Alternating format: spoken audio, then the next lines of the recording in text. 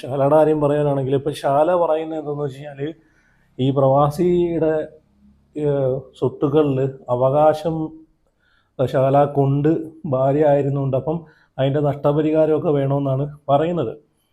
അപ്പം അങ്ങനൊരു കാര്യങ്ങളൊക്കെ നടക്കുന്നതായിട്ട് എന്നോട് ഒരാൾ പറഞ്ഞു. നഷ്ടപരിഹാരം വേണമെന്ന് ആർക്കാണെന്നറിയാലോ? ഷഹലമോക്ക്. ഏതാണ് ഈ ഷഹലമോളെന്ന് നിങ്ങൾക്ക് അറിയാമായിരിക്കുമല്ലോ അല്ലേ?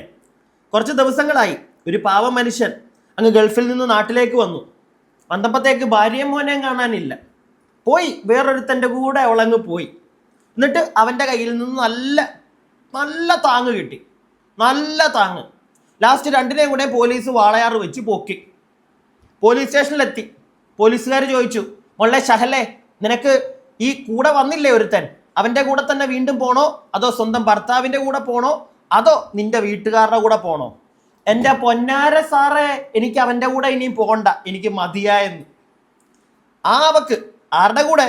ഒരുത്തിൻ്റെ കൂടെ ഒളിച്ചോടിയില്ലേ, അവൻ്റെ കൂടെ ഇനിയും വേണ്ട, കഴിഞ്ഞു ഞങ്ങളുടെ സോക്കേട്, സോക്കേട് കഴിഞ്ഞപ്പോൾ അവൻ അങ്ങോട്ട് മൂഡ് മാറി തുടങ്ങി.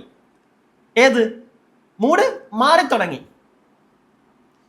3 പൈതലുകൾ അവരെ ഇട്ടിട്ടാണ് ആ പുന്നാര മോൻ ഈ മറ്റവളെയും കൊണ്ട് ഒളിച്ചോടിയത്. അത് നമ്മൾ ഫസ്റ്റിലെ മനസ്സിലാക്കണം. ഓക്കെ, അവനുള്ളത് നമ്മൾ നേരത്തെ കൊടുത്തതാ, വേണമെങ്കിൽ കൊടുക്കാം, ഇരിക്കട്ടെ അവിടെ. അതിനു മുമ്പ് അവക്ക് സ്വന്തം ഭർത്താവ് ഗൾഫിൽ കിടന്ന് കഷ്ടപ്പെടുമായിരുന്നു, അവക്കും അവരുടെ പൈതലിനും വേണ്ടി. അതൊക്കെ മറന്നിട്ട് അവൾ വേറൊരുത്തൻ്റെ കൂടെ പോയിട്ട് ഇപ്പം തിരിച്ചു വന്നിട്ട് അവക്ക് ആ മനുഷ്യൻ അവിടെ കിടന്ന് കഷ്ടപ്പെട്ടുണ്ടാക്കിയതിൻ്റെ പങ്ക് വേണമെന്ന് ആ മോക്ക് വേണമെന്ന്. പ്രിയപ്പെട്ടവരെ, അടുത്ത് കുട്ടികളൊക്കെ ഇരിപ്പുണ്ടെങ്കിൽ പിള്ളേരെ ഒന്ന് മാറ്റിയിരുത്തുക, ഇല്ലെങ്കിൽ നിങ്ങളൊന്ന് ഹെഡ്സെറ്റ് വെക്കാൻ ശ്രമിക്കുക. മാക്സിമം തെറി പറയാതിരിക്കാൻ ഞാൻ ശ്രമിക്കും. പക്ഷേ എപ്പോഴെങ്കിലുമൊക്കെ കയ്യിൽ നിന്ന് പോകൂടെ, മനുഷ്യനല്ലേ? ഇങ്ങനത്തെ സാധനങ്ങളെ പറ്റിയൊക്കെ സംസാരിക്കുമ്പോഴത്തേക്ക് പോകും കയ്യിൽ നിന്ന്. അപ്പോൾ വിശദമായിട്ട് കുറച്ച് കാര്യങ്ങൾ പറയാനുണ്ട്. ഏവർക്കും പുതിയൊരു വീഡിയോയിലേക്ക് സ്വാഗതം. ചാനൽ ആദ്യമായിട്ട് കാണുന്ന ആരെങ്കിലുമൊക്കെ ഇവിടെ ഉണ്ടെങ്കിൽ ഒന്ന് ചാനൽ സബ്സ്ക്രൈബ് ചെയ്യുക, വീഡിയോയ്ക്ക് ലൈക്ക് തരിക. നിങ്ങളുടെ അഭിപ്രായങ്ങൾ, ഈ സുന്ദരി മോളെ പറ്റിയിട്ടൊക്കെ നിങ്ങൾക്ക് പറയാനുള്ള കാര്യങ്ങൾ, അല്ലെങ്കിൽ ഇതുപോലത്തെ വൃത്തികെട്ട പരിപാടികൾ ചെയ്യുന്ന മക്കളെ പറ്റി നിങ്ങൾക്ക് എന്താണ് പറയാനുള്ളത്, കമൻറ്റ് ബോക്സിൽ പറയുക.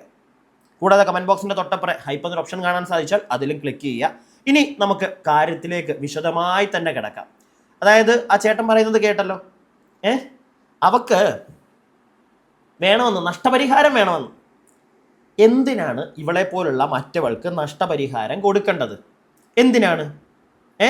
അല്ല, അവൾ കോടതിയിൽ പോകുമ്പോൾ കോടതി ദൈവത്തെ ഓർത്ത് പറയരുത്, ഈ പൂക്കാവടി മോക്കൊക്കെ നഷ്ടപരിഹാരം കൊടുക്കാൻ അങ്ങനെ ഒരു വിധി വരരുത്. നിങ്ങൾ ആരെങ്കിലും അങ്ങനെ ഒരു വിധി വരണമെന്ന് ആഗ്രഹിക്കുന്നുണ്ടോ? പ്രിയപ്പെട്ടവരെ, നിങ്ങൾ പറ, താഴെ കമൻറ്റ് ബോക്സിൽ പറ. ഇത് 10 പേര് കാണണം. ഇവളെ പോലുള്ള ആളുകൾ നഷ്ടപരിഹാരവും ചോദിച്ച് കോടതിയിലോട്ടൊക്കെ പോയി അവിടുന്ന് കോടതി ഇവക്ക് നഷ്ടപരിഹാരം കൊടുക്കണമെന്ന് പറഞ്ഞു കഴിഞ്ഞാൽ പിന്നെ എന്തിനാണ് ഈ നാട്ടിൽ പുരുഷന്മാർ? ഞങ്ങൾക്ക് വെറും പുഴുവിൻ്റെ വില പോലും ഇല്ലേ? പട്ടിയെന്നാണ് പറയാൻ വന്നത്. പട്ടിക്കൊക്കെ അത്യാവശ്യം വില ഉണ്ടേ, അതുകൊണ്ടാണ് അത് പറയാത്തത്. ഒരു കൃമികീടത്തിൻ്റെ വില പോലും ഞങ്ങൾക്കില്ലേ? ആ പാവം മനുഷ്യനോട് ഇത്രയും ഡാഡി ഇല്ലാത്ത പരിപാടി ചെയ്ത് അവക്ക്, എടി നിനക്ക് എങ്ങനെ പറ്റുന്നടി മോളെ, നിനക്ക് എങ്ങനെ പറ്റുന്നു? നീ അടുത്ത ആളെ തപ്പ്. നിന്നെ പോലുള്ളവന്മാർ അതാ ചെയ്യേണ്ടത്, അടുത്ത ആളെ തപ്പ്. എന്നിട്ട് പോ അവൻ്റെ കൂടെ, കുറച്ച് ദിവസം അവൻ്റെ കൂടെ പോയിട്ട് ഇനിയും ഡാൻസ് കളിക്ക്. നീ നാണം എന്ന് പറയുന്നൊരു സാധനം ഉണ്ടോ ഇവക്കെന്നൊന്നും ചോദിച്ചിട്ട് കാര്യമില്ല. അത് കാണത്തില്ലല്ലോ. അതുണ്ടായിരുന്നെങ്കിൽ ഭർത്താവ് അവിടെ കിടന്ന് കഷ്ടപ്പെടുന്നത് ഓർക്കുന്ന ഒരു സ്ത്രീ ആണെങ്കിൽ, ഓക്കെ, അങ്ങനെയുള്ള മൂടൊക്കെ ഉള്ള ഒരുത്തിയാണെങ്കിൽ ഒരിക്കലും ഈ പരിപാടി ചെയ്യത്തില്ലായിരുന്നു. ഇതിപ്പോൾ അവൾ പോയതിനെക്കാട്ടിലും വലിയ നാറ്റക്കേസാണല്ലോ പുതിയത് ഉണ്ടാക്കിക്കൊണ്ടിരിക്കുന്നത്. ഒരു ഉളുപ്പും നാണോ മാനോ ഒന്നുമില്ലാതെ ഇവളുടെ വീട്ടുകാർക്കൊന്നും പറയാനില്ലേ? ഇവൾ ഈ നഷ്ടപരിഹാരം ചോദിച്ചുകൊണ്ട് കോടതിയിലോട്ടൊക്കെ പോകുന്നതിനെ പറ്റി എന്താണ് ഇവളുടെ വീട്ടുകാർക്ക് പറയാനുള്ളത്? പോട്ടെ, അവൾക്ക് ജീവിക്കണ്ടേ മുന്നോട്ട് എന്നാണോ? പണിയെടുക്കാൻ പറ, പോയി കഷ്ടപ്പെട്ട് കിളയ്ക്കാൻ പറ അവളോട്, ഇല്ലെങ്കിൽ ചായ ഗ്ലാസ് കഴുകാൻ പറ. ഒരു അന്തസ്സുണ്ട് അതിനൊക്കെ. പിടികിട്ടിയോ? വല്ല കടയിലും പോയി ചായ ഗ്ലാസ് കഴുകി കൊടുക്കുക, എന്നിട്ട് അങ്ങനെ കാശുണ്ടാക്ക്. ഈ പാവം മനുഷ്യന്റെ കുത്തിന് പിടിച്ച് നഷ്ടപരിഹാരം മേടിക്കാൻ നിൽക്കുന്നതിനെക്കാട്ടിലും മാന്യത ഉണ്ട് മോളെ അതിന്.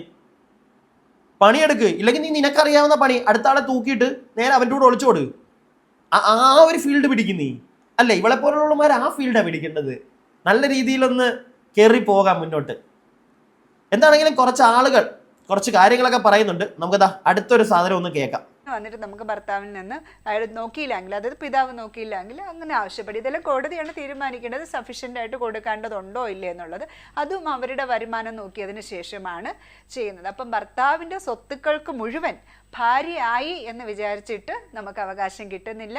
അതേപോലെ കല്യാണം കഴിക്കാൻ ആഗ്രഹിക്കുന്ന പെൺകുട്ടികളാവട്ടെ, കല്യാണം കഴിപ്പിച്ച് വിടാൻ ആഗ്രഹിക്കുന്ന മാതാപിതാക്കളാവട്ടെ, ഭർത്താവ് അല്ലെങ്കിൽ ആൺകുട്ടികളുടെ സ്വത്ത് കണ്ട് അത് നിങ്ങളുടെ മകൾക്ക് കിട്ടും എന്ന് വിചാരിച്ചിട്ട് ഒരിക്കലും നിങ്ങൾ വിവാഹം കഴിക്കരുത്. അവരെന്തെങ്കിലും തരണമെങ്കിൽ മാത്രമേ ഈ കുട്ടിക്കുള്ളൂ, അതല്ലെങ്കിൽ അവർക്ക് പോയി അവിടെ പോയി ജീവിക്കാം എന്നല്ലാതെ. ഇവളുടെ കേസിലുണ്ടല്ലോ, ഈ സഹലമോളുടെ കേസിൽ 10 പൈസ കൊടുക്കാൻ കോടതി പറയരുത് പ്ലീസ്. എൻ്റെ ഒരു അപേക്ഷയാണ്. എന്നെപ്പോലെ നിങ്ങൾക്കും ആ ഒരു അപേക്ഷ കാണുമല്ലോ. എന്തിനാണ് ഇവൾക്ക് കൊടുക്കേണ്ടത് പൈസ? എന്ത് കാര്യത്തിന്? ആ മനുഷ്യൻ എന്തെങ്കിലും ചെയ്തിട്ടാണോ ഇവൾ പോയതിറങ്ങി? അല്ലല്ലോ. അല്ല, അങ്ങനെ ഒന്നും അവളും പറഞ്ഞിട്ടില്ല, അവളുടെ വീട്ടുകാരും പറഞ്ഞിട്ടില്ല. ഇയാൾ ഭയങ്കര ഉപദ്രവകാരിയായിരുന്നെന്നോ ഇയാൾ തിരിഞ്ഞു നോക്കത്തില്ലായിരുന്നെന്നോ ഇതുവരെയായിട്ടും ആരും പറഞ്ഞു കേട്ടിട്ടില്ല. ഇനിയിപ്പോൾ എന്തെങ്കിലും കുടുംബ പ്രശ്നങ്ങൾ ഉണ്ടായിരുന്നെങ്കിൽ അപ്പുറം ഇപ്പുറം ഇരുന്ന് സംസാരിച്ച് തീർക്കായിരുന്നല്ലോ. അതിന് പകരം അയാൾ ഗൾഫിൽ പണിയെടുക്കുന്ന സമയത്ത് ഇവിടെ പുതിയ കുറ്റി പിടിച്ച് അയാൾ വരുന്ന സമയമായപ്പോഴത്തേക്ക് ഇറങ്ങി ഓടിക്കളഞ്ഞവള്. അവക്ക് എന്തിനാണ് ആ മനുഷ്യൻ കഷ്ടപ്പെട്ട് ഉണ്ടാക്കിയെടുത്ത സ്വത്തിൻ്റെ വീതം, ഇല്ലെങ്കിൽ അയാളിൽ നിന്ന് പണം എന്തിനാടി മോളെ? നിനക്ക് നാണമില്ലേ അതിൻ്റെ പുറകെ പോകാനായിട്ട്? അല്ല, നാണോ മാനോ ഉള്ളവർ ചെയ്യുന്ന പരിപാടി അല്ലല്ലോ നീ ചെയ്തത്. അതുകൊണ്ട് പിന്നെ നാണം ഉണ്ടോയെന്ന് ചോദിച്ചാൽ ഞാനായി സത്യം പറഞ്ഞ ശശി അല്ലേ? ചോദിക്കരുതായിരുന്നു നിന്നോട്. നമുക്ക് അടുത്തൊരു വീഡിയോ കാണാം. എൻ്റെ ഷഹല, നീ എത്ര കരഞ്ഞിട്ടും യാചിച്ചിട്ടും യാതൊരു കാര്യമില്ല. നിന്റെ ഭാഗത്ത് വന്ന ഒരു ചെറിയൊരു മിസ്റ്റേക്കാണ്, ആ ഒരു മിസ്റ്റേക്കാണ് ഇത്ര വലിയൊരു ചർച്ച വിഷയമായത്. ഈ നായൻകട്ട റാഫി എന്ന് പറഞ്ഞാൽ ഈ വൃത്തികെട്ട കളവൻ ഇയാളെ കൂടെ ഇറങ്ങുമ്പോൾ നീ ഒരു നിമിഷം നിന്റെ മാപ്പിളനെ ചിന്തിച്ചു. ആ മകനല്ല നീ കൂട്ടിയത്, ആ മകൻ്റെ ഉപ്പാനെ നീ ഒരു നിമിഷം ഓർത്തോ? അയാൾ ബ്ലാക്ക് മെയിൽ ചെയ്യുന്ന സമയത്ത് നിനക്ക് നിന്റെ വീട്ടുകാരോടോ അല്ലെങ്കിൽ നിന്റെ മാപ്പിളിൻ്റെ വീട്ടുകാരോടോ മാപ്പിളോട് പറയാൻ ധൈര്യമില്ലെങ്കിൽ എനിക്ക് നിന്റെ വീട്ടുകാരോട് മാപ്പിളുടെ വീട്ടുകാരോട് പറഞ്ഞിട്ടുണ്ടെങ്കിൽ ഇപ്പോൾ ഈ ഒരു വൃത്തികെട്ടവൻ്റെ കൂടെ ഇറങ്ങിപ്പോണ്ട ഒരു ഗതി നിനക്ക് വരട്ടെ എന്ന് എൻ്റെ ശാല. ഇയാളെ കുറിച്ച് അറിഞ്ഞപ്പോൾ ഇയാളൊരു വൃത്തികെട്ട ആളാണെന്ന് അറിയാൻ പറ്റിയത്. തമിഴ്നാട്ടിൽ നിന്ന് ഒരു പെണ്ണിനെ പ്രഗ്നൻ്റ് ആക്കി അവിടുന്ന് കടന്നു കളഞ്ഞു. അതോ നാട്ടിൽ നിന്ന് ഒരു പെണ്ണിനെ 17 വയസ്സുള്ളൊരു പ്രായപൂർത്തിയാവാത്തൊരു പെണ്ണിനെ പീഡിപ്പിക്കാൻ ശ്രമിച്ചതിൻ്റെ പേരിൽ ആ നാട്ടുകാർ പഞ്ഞിക്കിട്ട്, പിന്നെ ഇയാളെ സ്വന്തം ഭാര്യ എന്ന് പറഞ്ഞ ആ ഒരു പാവം സ്ത്രീയെ അതിക്രൂരമായി മർദ്ദിക്കുന്ന ആളെ കൂടെയല്ല നീ ഇറങ്ങിപ്പോയി. ഇങ്ങനത്തെ ഒരു വൃത്തികെട്ട കളവൻ്റെ കൂടെ എങ്ങനെ? അതുകൊണ്ട് നീ അനുഭവിച്ച് കൂടി ഒരാഴ്ച നല്ല രീതിയിൽ ഉണ്ടായിട്ടുണ്ടാവും. അത് കഴിഞ്ഞപ്പോൾ നിന്നെ മർദ്ദിക്കാൻ തുടങ്ങിയിട്ടുണ്ടാവും. കടി കൂട്ടുകാരെ, കടി അങ്ങോട്ട് കൂടിയപ്പം ഇറങ്ങിപ്പോയതാ. അയാൾ ഭീഷണിപ്പെടുത്തിക്കൊണ്ടാണ് ഇറങ്ങിപ്പോയെന്നൊക്കെയാണ് പറയുന്നത്. അല്ല, അങ്ങനെ അയാൾ ഭീഷണിപ്പെടുത്താനുണ്ടായ സാഹചര്യം എന്താണ്? അയാളുടെ കൂടെ പോയതുകൊണ്ടല്ലേ. അല്ലാതെ വെറുതെ ഇരിക്കുന്ന ഒരുത്തിയെ വേറൊരുത്തം വന്ന് ഭീഷണിപ്പെടുത്തുമ്പോഴത്തേക്ക് ഇറങ്ങി അങ്ങ് കൂടെ പോകത്തില്ലല്ലോ. വല്ല പരിപാടികൾ നേരത്തെ ഒപ്പിച്ചതൊക്കെ അവനെ ഒപ്പിയെടുത്ത് വെച്ചിട്ടുണ്ടാവുമായിരിക്കും, അത് പറഞ്ഞു കാണും, അപ്പോഴത്തേക്ക് ഇറങ്ങിപ്പോയതായിരിക്കത്തില്ലേ. പിന്നെ അവനെ പറ്റി കേട്ടല്ലോ, തമിഴ്നാട്ടിലും ഇവിടെയും അങ്ങനെ പലയിടത്തായിട്ട് അവൻ പല ആൾക്കാരെ ഒന്നും പോരഞ്ഞിട്ട് ഭാര്യയെ ഉപദ്രവം, 3 പൈതലുകൾ. ഇവനെയൊക്കെ എന്തിനാ? ഇവനെ ഒന്നും പിടിച്ച് ജയിലിലൊന്നും ഇടരുത്. ആർക്ക് പൊട്ടിച്ചാണ് അങ്ങനെയൊക്കെ? അല്ല, കൈ കിട്ടിയ അതാണായാലും പെണ്ണാണെങ്കിലും. അല്ല, ഇവനെ പോലുള്ളവനെയൊക്കെ അതല്ലേ ചെയ്യേണ്ടത്? അല്ല, ഇവനിപ്പോൾ വേറെ ജോലി, മൊബൈൽ കട, അതാകുമ്പോൾ ആരെങ്കിലും ഇരുത്തിയാൽ മതിയല്ലോ, എന്നിട്ട് സ്വന്തം ഇങ്ങനെയുള്ള പരിപാടികൾക്ക് ഇറങ്ങാമല്ലോ. കൂട്ടിനിതാ ഇതുപോലുള്ള ഓരോ നിങ്ങൾ ചാടി ചെല്ലുകയും ചെയ്യും. അവനെ മാത്രം കുറ്റം പറയണ്ട, ഇവളെയും പറയണം. പറയുമ്പോൾ വേണ്ടേ? ഇനി ഈ പറഞ്ഞ ഷഹലാൻ്റെ മകനെയും ഇയാൾ മർദ്ദിച്ചെന്ന് അറിയാൻ പറ്റി. ഇവർ വാളയാറിൽ നിന്ന് കണ്ടു കിട്ടി. ഇവർ തിരിച്ചറിഞ്ഞ സമയത്ത് പോലും ഇയാൾ ഈ ഷഹലാനെയും കൂടെയുള്ള ആ മകനെയും ഇദ്ദേഹം ഉപദ്രവിക്കുന്നുണ്ടെന്ന് അറിയാൻ സാധിച്ചിട്ടുള്ളത്. ഇയാൾ സ്വന്തം ഭാര്യനെയും മക്കളിനെയും ഉപദ്രവിക്കുന്ന ഒരു വ്യക്തിയല്ല ഇയാൾ. അപ്പോൾ ഈ ഷഹലാനെയും അത് ഷഹലാലുണ്ടായ, അതായത് ഒരു പ്രവാസിയിലുണ്ടായ ഒരു മകനെയും ഇയാൾ ഉപദ്രവിക്കില്ല. ഇയാളെ സ്വന്തം ചോരയൊന്നും അല്ലല്ലോ. അപ്പോൾ എനിക്കൊന്നേ പറയാനുള്ളൂ, ഇതേപോലെ ഇറങ്ങി തിരിച്ച് ഒരുപാട് പ്രവാസികൾ ഭാര്യമാർ ഇന്നും പെരുവയിലാണ്. അതോ വിശ്വാസവഞ്ചന കാട്ടിയതിൻ്റെ പേരിൽ തെറ്റ് പറ്റിപ്പോവും അപ്പോഴത്തെ സാഹചര്യത്തിൽ, അത് തിരുത്തി. പക്ഷെ ഇനി ഏതായാലും നിൻ്റെ ഭർത്താവ് സ്വീകരിച്ചാൽ നിൻ്റെ ഭാഗ്യം. എന്തായാലും ഇതേപോലുള്ള നായൻ്റെ മക്കളെ ഗണിയിലൊന്നും വീഴരുത്, മനസ്സിലായല്ലോ. പോകുന്നത് ജീവിതമാണ്, പ്രത്യേകിച്ച് കല്യാണം കഴിച്ച പ്രവാസികളുടെ ഭാര്യമാരത്. അങ്ങനെ എത്രയോ പെണ്ണിൻ്റെ ജീവിതമാണ് വയ്യാതരായിട്ടുള്ളത്. ചില ഭർത്താക്കന്മാർ ക്ഷമിക്കും, എല്ലാവരും ഒരേപോലെ എന്നല്ല. ചില ഭർത്താക്കന്മാർ ക്ഷമിക്കും, തെറ്റിപ്പറ്റിപ്പോയതാണല്ലോ, അത് ക്ഷമിച്ചു വിടുന്ന ആൾക്കാരുണ്ട്, മനസ്സിലായല്ല. അപ്പോൾ ഇത്ര മാത്രമേ എനിക്ക് പറയാനുള്ളൂ. ഇനിയെങ്കിലും ശ്രദ്ധിക്കുക. മുള്ള് വന്ന് ഇലയിൽ വീണാൽ ഇല ചെന്ന് മുള്ളിൽ വീണാൽ ആർക്കാണ് കേട്? ഇലക്കാണ് കേട്. അതൊന്നും മനസ്സിലാക്കിയാൽ മതി, മനസ്സിലായില്ലേ. ഇപ്പോൾ ഈ ഒളിച്ചോട്ടം ഇതാദ്യം നിന്നെ കാണാനില്ല എന്ന് പറഞ്ഞൊരു വീഡിയോ വന്ന് അപ്പോൾ ആണ് അറിഞ്ഞ് ഒളിച്ചോട്ടം. പിന്നെ അതിനെക്കുറിച്ച് ചർച്ച ചെയ്തപ്പോൾ നിങ്ങളെ മൊത്തം സപ്പോർട്ട് ചെയ്ത്, അതായത് അവർ എവിടെയെങ്കിലും പോയി ജീവിക്കട്ടെ, അവർ എവിടെയെങ്കിലും പോയി ജീവിക്കുന്ന വ്യക്തി എങ്ങനത്തെ ഒരു വ്യക്തിയാണ് തമിഴ്നാട്ടിൽ പെണ്ണിന് പ്രഗ്നൻ്റാക്കി കടന്നു കഴിഞ്ഞ് 17 വയസ്സുള്ള പെണ്ണിനെ പീഡിപ്പിക്കാൻ ശ്രമിച്ചു, സ്വന്തം ഭാര്യ അതിക്രൂരമായി മർദ്ദിക്കുന്ന ആളെ കൂടെ എങ്ങനെ സുഖമായിട്ട് ജീവിക്കില്ല? എവിടെ പോയിട്ട് ജീവിച്ചാലും ഇവർക്ക് വരുന്ന അവസ്ഥ എന്തായിരിക്കും? ഇയാളുടെ ക്രൂരമായിട്ടുള്ള മർദ്ദനവും പീഡനങ്ങളും മാത്രമേ ഉണ്ടാവൂ. എന്തായാലും ഇനിയെങ്കിലും മനസ്സിലാക്കാം ഷാന. ഓക്കെ, ജീവിതം നല്ല രീതിയിൽ തന്നെ പോട്ടെ. എന്തായാലും പഠിച്ചോട് പ്രാർത്ഥിക്കുക, നല്ലൊരു ജീവിതം, അതാണ് ഏതൊരു മനുഷ്യനും വേണ്ടത്. ഷഹല ഇനിയും പ്രത്യേകിച്ചൊന്നും മനസ്സിലാക്കേണ്ട കാര്യമില്ല കൂട്ടുകാരാ. മനസ്സിലാക്കേണ്ട നീ ഒരു തവണ ചാടിയവളാ, ഇനി എത്ര വേണമെങ്കിലും അവൾ ചാടിക്കൊണ്ടിരിക്കും. കാരണം അവളത് പഠിച്ചു, അതിൻ്റെ ഒരു സുഖം പിടികിട്ടി. എന്ത് ചെയ്യാനാ? പ്രത്യേകിച്ചൊന്നും സംഭവിക്കാനും പോകുന്നില്ല. അവൾക്ക് വേണമെങ്കിൽ കോടതിയിലേക്ക് പോകാം. എനിക്ക് വേണേ ജീവിതാംശം, എനിക്ക് വേണേ എന്നും പറഞ്ഞ് പോയാൽ ചിലപ്പോൾ കോടതി കൊടുക്കാനും പറയാ പാവപ്പെട്ട മനുഷ്യനോട്. എന്തിനു കൊടുക്കണം? എന്തിനാ മനുഷ്യൻ കൊടുക്കേണ്ടത്? പുള്ളിയെ പറ്റിച്ച് വേറൊരുത്തൻ്റെ കൂടെ പോയതിന് ആ മനുഷ്യൻ ജീവിതകാലം മുഴുവൻ അവക്ക് കൊടുക്കണം. കഷ്ടമല്ലേ? സത്യം പറഞ്ഞാൽ ആണുങ്ങളുടെ കാര്യം വളരെ കഷ്ടമാണ്, വളരെ ദയനീയമാണ്. കൂടാതെ ചില സ്ത്രീകളുടെയും, കാരണം ഇവളുമാരെ പോലുള്ള ഈ ഷഹലെ പോലുള്ള ചില മറ്റവളുമാർ കാരണം എല്ലാ സ്ത്രീകൾക്കും നാണക്കേടാ, അല്ലേ? എല്ലാ സ്ത്രീകൾക്കും നാണക്കേടാ. ഇവളെ പോലുള്ള ചില ആളുകൾ, ചില സ്ത്രീകൾ നല്ല രീതിയിൽ മാന്യമായിട്ട് ജീവിക്കുന്നവരുണ്ട് നമ്മുടെ നാട്ടിൽ. ഭർത്താക്കന്മാർ ഗൾഫിലായിരിക്കും, ഭർത്താവൊക്കെ ഗൾഫിലായിരിക്കും. അങ്ങനെയുള്ള സ്ത്രീകൾക്ക് ഇനി പേടിയോ? അയ്യോ, എൻ്റെ ഭർത്താവിനി എന്തൊക്കെ ചിന്തിക്കുമോ, എനിക്കിനി വേറെ എന്തെങ്കിലും പരിപാടി ഉണ്ടെന്ന് അയാൾ ചിന്തിക്കുമോ? അല്ലെങ്കിൽ ഭർത്താവ് അവിടെ നിന്ന് ചിലപ്പോൾ ചിന്തിക്കും, കണ്ടല്ലോ ഇങ്ങനത്തെ വാർത്തകളൊക്കെയാണ് വരുന്നത്, ഇനി അവളിനി വേറെ വല്ല പരിപാടിയും ചുറ്റിക്കളി ഇല്ലേ? സമാധാനക്കേട്, പലരുടെയും ജീവിതത്തിലെ സമാധാനക്കേട് ഉണ്ടാക്കുന്ന ഇവളെ പോലുള്ളവളെ എന്താ ചെയ്യണ്ടേ? എങ്ങനെയാണ് കൈകാര്യം ചെയ്യണ്ടേ? ഇവിടുത്തെ നിയമം എന്ത് ചെയ്യൂ ഇവളെയൊക്കെ? വിഷമമില്ല, സ്ത്രീ അത് അനുഭവിക്കേണ്ടത് തന്നെയാണ്. ഇപ്പോൾ അവൾക്ക് ഭർത്താവില്ല, കുട്ടിയാണെങ്കിൽ ഭർത്താവിൻ്റെ കൂട്ടത്തിൽ പോയി ഇപ്പോൾ എല്ലാവരും സമൂഹത്തിൻ്റെ മുമ്പിൽ അത്രയധികം തല കുനിക്കേണ്ട ഒരു സ്ഥിതിയിലേക്ക് ഈ സ്ത്രീയുടെ പ്രവൃത്തി കൊണ്ട് തന്നെ വരുത്തി വച്ചിരിക്കുകയാണ്. ഇപ്പം ഭർത്താവ് മാറിയ സമയത്ത് ആ ഒരു സമയത്ത് ഭർത്താവിൻ്റെ കെയറിങ് കിട്ടാഞ്ഞിട്ടോ അല്ലെങ്കിൽ ആ ഒരു സാമീപ്യം ഇല്ലാഞ്ഞിട്ടോ ഫിസിക്കലായിട്ടും ഒന്നുമുള്ള അറ്റാച്ച്മെൻ്റ് ഇല്ല എന്ന് കരുതി പെട്ടെന്നൊരു സമയത്ത് കണ്ട് പരിചയപ്പെട്ട മൊബൈൽ റീചാർജ് ചെയ്യാൻ പോയ ഒരു വ്യക്തിയോട് ഉണ്ടായ ഒരു ഇഷ്ടം, അവൻ എത്രത്തോളം നല്ലവനാണ് എന്നൊന്നും ചിന്തിക്കാതെ ആ സ്ത്രീയെ പെട്ടെന്ന് ആ ഒരു ചതിക്കുഴിയിലേക്ക് ചെന്ന് ചാടുകയായിരുന്നു. അതിനുള്ള അനന്തര ഫലം അവൾക്ക് കിട്ടുക തന്നെ ചെയ്തു. ഒരു കുഴപ്പവുമില്ല എന്ന് തന്നെയാണ് ഈ ഒരു കാര്യം പറയേണ്ടത്. കിട്ടേണ്ട കറക്റ്റ് സമയത്ത് തന്നെ ആ ഒരു അതിനുള്ള ഒരു തിരിച്ചടി കിട്ടിയിരിക്കുകയാണ്. ആ മനുഷ്യൻ എത്രത്തോളം വിഷമിച്ചിട്ടുണ്ടാകും, ആ പ്രവാസിയായ ഭർത്താവ്. അദ്ദേഹം തൻ്റെ വീടിനും ആ ഭാര്യയ്ക്കും മക്കൾക്കും ഒക്കെ വേണ്ടിയിട്ട് അന്യനാട്ടിലേക്ക് പ്രവാസ ലോകത്തേക്ക് പോയി കഷ്ടപ്പെടാൻ വേണ്ടിയിട്ട് പോയതാണ്. അദ്ദേഹം 1-2 വർഷം കഷ്ടപ്പെട്ടു തിരിച്ചു വന്നപ്പോഴത്തേക്കിന് മകനെ അല്ലെങ്കിൽ ഭാര്യനെയൊക്കെ കാണാൻ വേണ്ടിയിട്ടുള്ള ആ ആഗ്രഹത്തോടു കൂടി തന്നെയാണ് തിരിച്ചു വന്നിരിക്കുന്നത്.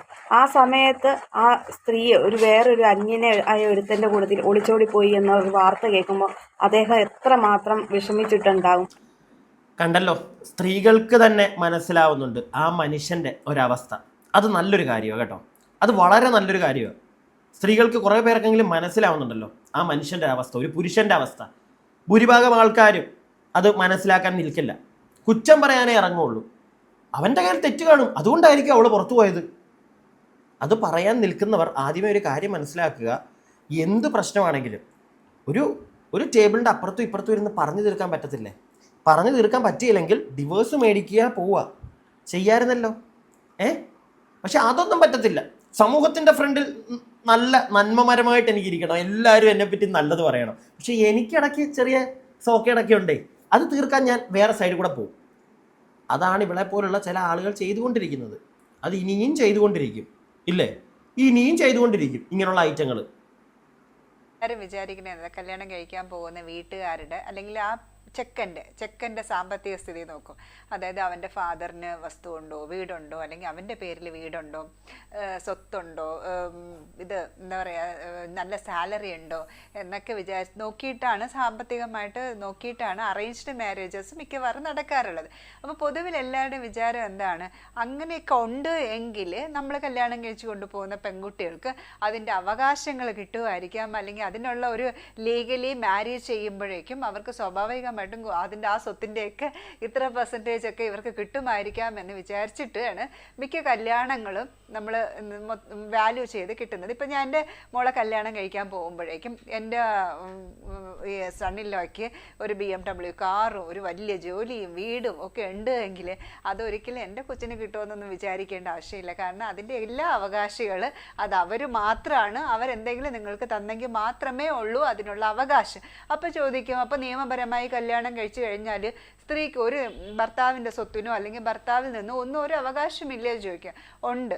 ആകെ അവകാശം കിട്ടാൻ പോകുന്നതെന്ന് വെച്ച് കഴിഞ്ഞാൽ ഇപ്പം സ്വന്തമായിട്ട് മെയിൻറ്റെയിൻ ചെയ്യാൻ കഴിയുന്നില്ല, സ്വന്തം കാര്യങ്ങൾ നോക്കുന്നില്ല, സാമ്പത്തികമായിട്ട് ജോലിയോ സ്വന്തമായിട്ട് വരുമാനമോ ഇല്ല എങ്കിൽ ഭർത്താവിൽ നിന്ന് അവർക്ക് പാർപ്പിടമാവട്ടെ, വസ്ത്രമാവട്ടെ, ആഹാരമാവട്ടെ, ചികിത്സാ ചെലവുകളാവട്ടെ, അല്ലെങ്കിൽ അവർക്ക് ആവശ്യമുള്ള ചെലവിനുള്ള തുക നമുക്ക് ഭർത്താവിൽ നിന്ന് ചോദിക്കാം. അല്ലെങ്കിൽ നിയമപ്രകാരം CRPC 125 പ്രകാരം അതൊരു സ്റ്റാറ്റ്യൂട്ടറി റൈറ്റ് ആണ്. അത് ഉറപ്പായിട്ടും സ്ത്രീക്ക്, അതായത് ലീഗലി വെഡഡ് ആയിട്ടുള്ള ഒരു വൈഫിന് ചോദിക്കാം. പിന്നെ നിങ്ങൾ കല്യാണം കഴിച്ചുകൊണ്ട് പോകുന്ന വീട് എന്ന് പറയുന്നത് ഒരു മാട്രിമോണിയൽ ഹോമാണ്. നിങ്ങൾക്ക് ആ വീട്ടിൽ നിന്ന് ഒരിക്കലും നിങ്ങളെ ഇറക്കി വിടാനും ഭർത്താവോ ഭർത്താവിൻ്റെ വീട്ടുകാർക്കോ പാടില്ല.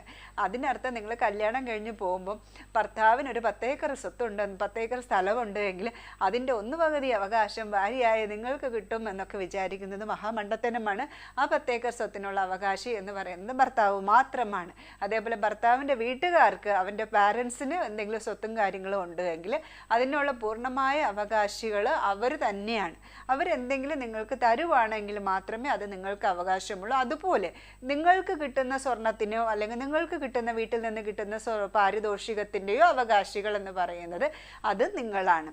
അത് നമ്മൾ എന്താണെന്ന് പറയും, കല്യാണം കഴിഞ്ഞതോടുകൂടെ ഭർത്താവിനും ഭാര്യയ്ക്കും വരുന്ന അവകാശങ്ങളെ സംബന്ധിക്കുന്ന കാര്യങ്ങൾ വരുന്നത് ഒരാളുടെ മരണശേഷം. ഇപ്പം എങ്ങനെയെന്ന് പറഞ്ഞു കഴിഞ്ഞാൽ ഭർത്താവിന് ഒരു 10 സെൻറ്റ് സ്ഥലമുണ്ട് എന്ന് വെച്ചോളൂ.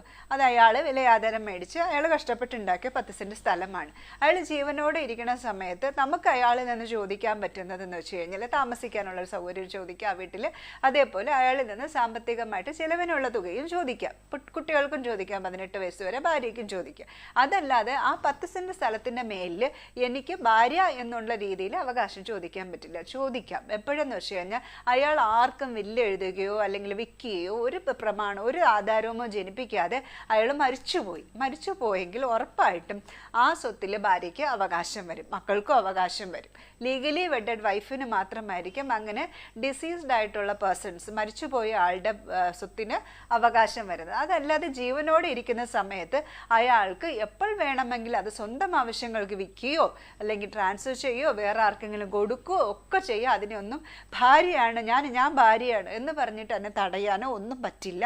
അതിന് വേണ്ടിയിട്ട് നമുക്ക് നിയമപരമായിട്ട് പോയിട്ട് ഞാൻ ഇയാളുടെ ഭാര്യയാണ്, ഇയാളുടെ 10 സെൻറ്റ് സ്ഥലത്തിന് മേലെ എനിക്കൊരു അവകാശമുണ്ട്, അത് കാരണം അത് തടയണം എന്ന് പറയാനൊന്നും നമുക്ക് കോടതിയിൽ പോകില്ല. ആകെ ഭാര്യയ്ക്ക് അവകാശപ്പെടാൻ പറ്റുന്നത് നമുക്ക് ചെലവിന് ചോദിക്കുക. ഈ ചെലവിന് എന്ന് പറയുന്നത് അയാളുടെ ജീവിത സാഹചര്യം, ജീവിത നിലവാരം അനുസരിച്ചിട്ടാണ് നമുക്ക് ചെലവിന് ചോദിക്കാൻ പറ്റുന്നത്. അതായത് ഒരു കൂലിവേല ചെയ്യുന്ന ഒരാളുടെ അടുത്ത് പോയിട്ട് ഒരു വലിയൊരു എമൗണ്ട് ഒന്നും നമുക്ക് ചെലവിന് ചോദിക്കാൻ പറ്റില്ല.